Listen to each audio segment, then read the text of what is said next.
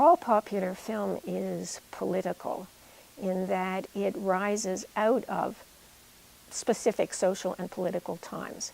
It can't help but reflect those times. And it also will then either not question the times that it has risen from, or it may question those times. Sometimes it does this unintentionally. The filmmaker isn't really trying to comment socially and politically. But good popular films do this intentionally. The filmmaker is trying, through the images he uses, the plot, the characters, all the various techniques that go into the movie making, to comment on social and political issues. For example, back in the 1950s, monster movies became very important. And you can look at these simply as people like seeing monsters, and they like watching monsters being destroyed. But the most intelligent of these films were deliberately Cold War films. And the dialogue in some of them makes this absolutely clear. There's no mistaking it. In others, you have to look a bit deeper at the way the images work.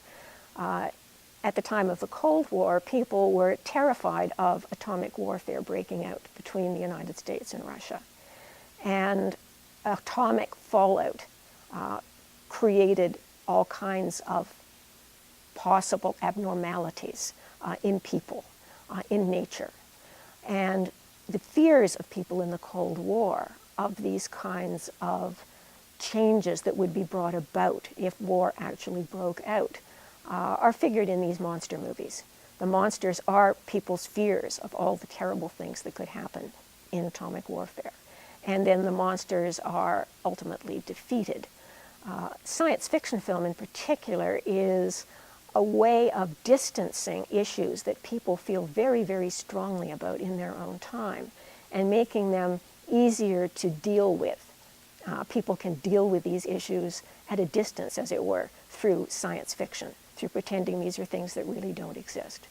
I don't think you can understand most of the science fiction films of the 1950s without understanding that they're a product of fears of atomic warfare, of the Cold War, in many cases of the Korean War.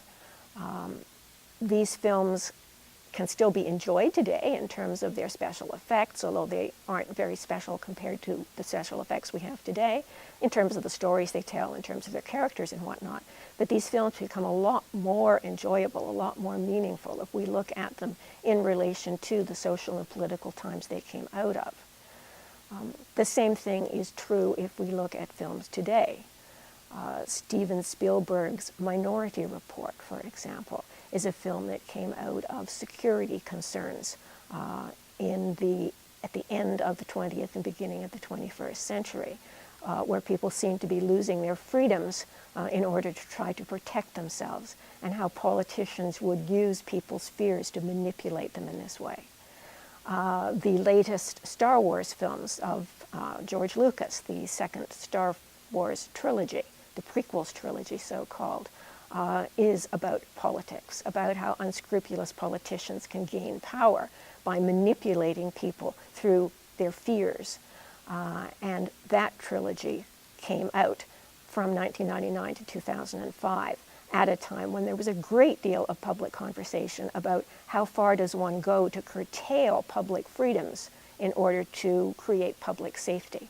The films are a part of that conversation, and they really can't be understood without being seen in that context. And they become much more interesting and much more intellectually demanding and much more a part of a meaningful conversation when we consider them in terms of that political and social context.